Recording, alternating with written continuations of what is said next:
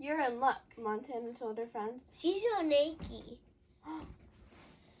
I just made a pot of tea and some snacks. Would you like some? Yes, please, Fuji said. I'd love something to warm me up. Montana poured the tea for her friends. I'm so excited that it's cold outside, she yipped happily. Why on earth would you be glad about the cold, grumbled Spike. I hate winter. My Aunt Eleanor is coming to visit this weekend, Montana explained. She's bringing her twin puppies, Lenny and Maxwell. I hope it snows. I really want to build a snow fort and have a snowball fight. Sounds like fun, Fuji told her friend. When do they get here? Tomorrow night, Montana replied. They're staying at the Snowy Peaks Lodge on the other side of Mountain Pass. I'll keep my paws crossed that it snows then, Spike said, even though he preferred beach weather. Montana and Fuji headed to the kitchen to wash the dishes. Did I hear that we're having visitors? Gigi asked. We are, Montana barked cheerfully. Then we'll have to have some treats on hand, Gigi replied. I'm on my way out. I could pick up some croissants and eclairs at the bakery if you want. Or I can help you bake something homemade, Montana, Fuji said. We can make my famous snowball cookies. Maybe that will make your wish come true. Thanks, Fuji, Montana barked. That sounds great. A few hours later, the cookies were cooling and Montana was getting ready for bed. She knew she was going to have trouble falling asleep because she was so excited to see her aunt and her cousins the next day. The next morning, Montana woke up and rushed to the window. A thick blanket of white covered the ground and sparkly icicles hung from the tree. Yippee, Montana yelped loudly. It snowed. My wish came true. You might want to see this, Montana, Freddie said as he gestured toward the TV. Due to the heavy snowfall, Mountain Pass Road will be closed until further notice, the weather puppy announced. Montana's face fell. Oh no, she said sadly. Mountain Pass Road is the only way in and out of Puppyville. Aunt Eleanor, Lenny, and Maxwell will never get here now. The other puppies tried to cheer Montana up. We can build a snow puppy right here in front of Puppyville Manor, Spike said. And we can build a fort and have a snowball fight, too. Sammy added, it will be fun. Montana sighed. Thanks, guys, she said, but it won't be the same without my cousins. I've been looking forward to seeing them so much. A few hours later, Speckles and Dottie stopped by to invite Montana and some of the other puppies to go ice skating on the lake.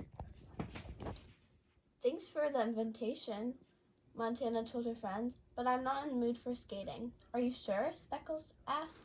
The lake's frozen and solid, and the fresh snow will make things extra pretty. Come on, it will be fun. My aunt and cousins were coming to visit all the way from New Paw City, but Mountain Pass Road's closed, Montana explained. I don't think they'll be able to get here, but I have to wait to see what happens.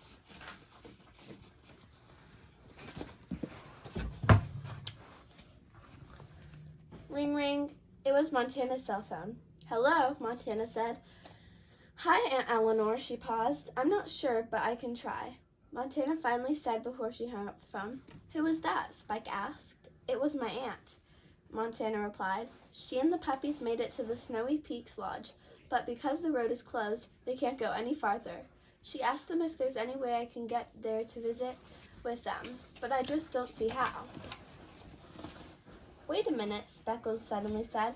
I know what you can do. Dottie and I just got skis last week. You can borrow mine and ski over the mountains pass. Great idea, Speckles, Dottie told her brother. Montana said. That might work, except I don't know how to ski. Dottie's a great skier, Speckles said.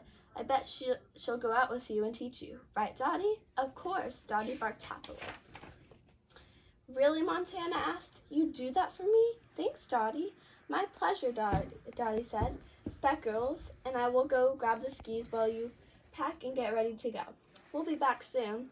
Montana pulled on a warm jacket, earmuffs, and mittens so she would be warm on her way to Snowy Peaks Lodge.